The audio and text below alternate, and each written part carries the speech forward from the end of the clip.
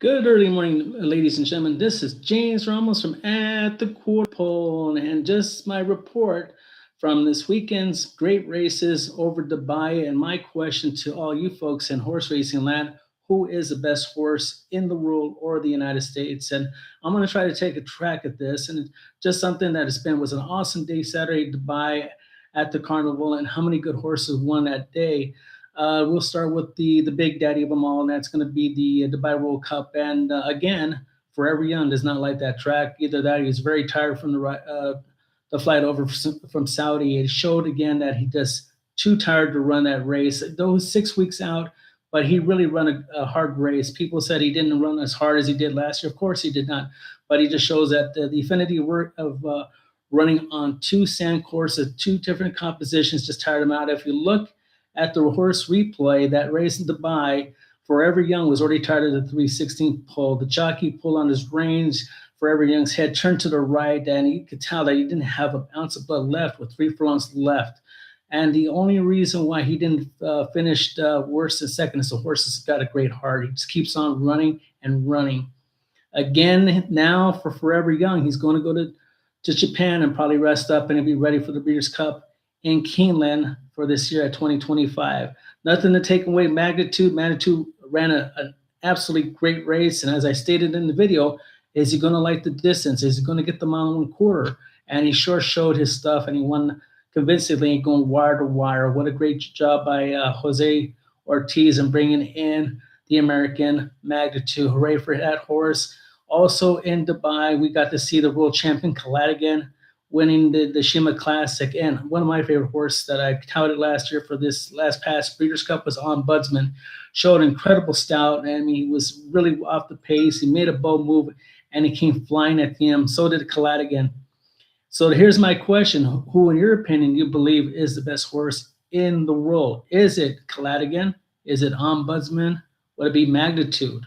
Or would it be K Ying Rising, the great spinner who's won 15 in a row? Or is it Romantic Warrior? Oh, can't leave out Forever Young, though, that he just lost, but he came in game second in the Dubai Cup and winner of 2 Saudi Cups and 1 Breeders' Cup.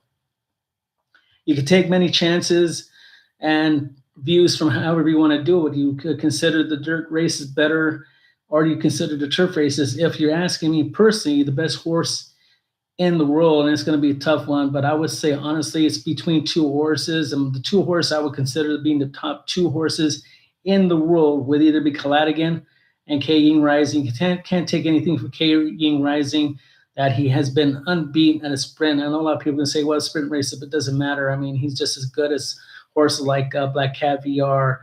And I won't rate him as top as Franco, who was a great horse running a distance ground, and that's going to be probably the drawback.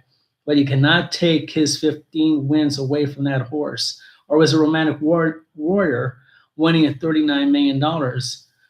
It's hard to say, but if you talk about the world's best horse, just as mentioned would be Caladigan over K Ying Rising, maybe Romantic Warrior third. In the United States now, there's a lot of monsters out in the United States that are ready to roll, but Magnitude has earned the horse being the top horse in the United States with that scintillating win in the Dubai Cup. And second, right now, will be Sovereignty. He's ready to run at Oaklawn. He'll be running against one of my favorite horses.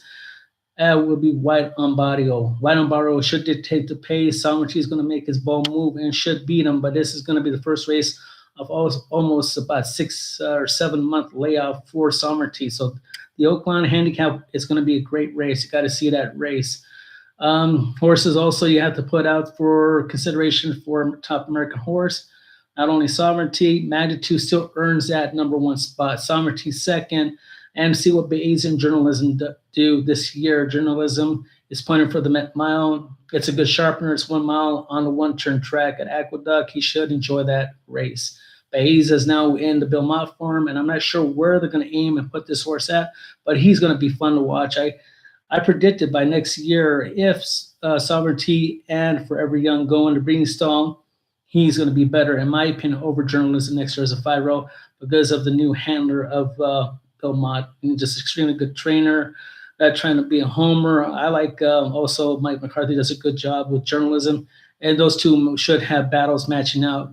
The way I understand it, that the Mike McCarthy barn might send out journalism just to the East Coast campaign because they're better money race, better racing overall than the West Coast right now, and those two should really match up really well. The Kentucky Derby report. First thing that comes out, reported by the Horse Racing Nation, Paladin has suffered an ankle injury, and more likely he's kicked him out of the Kentucky Derby Trail. He's my number one pick as a 3-year-old. I had him picked for the Wynwood Memorial. I have to audible that to now to Reagan's Honor for a slight price because I think Reagan's Honor is going to handle the mile winning distance than the other horses. But I don't want this horse less than 3-1. I better get at least 4 or 5-1 because Paladin is out. That means that race is going to be wide open. I should be looking for a price.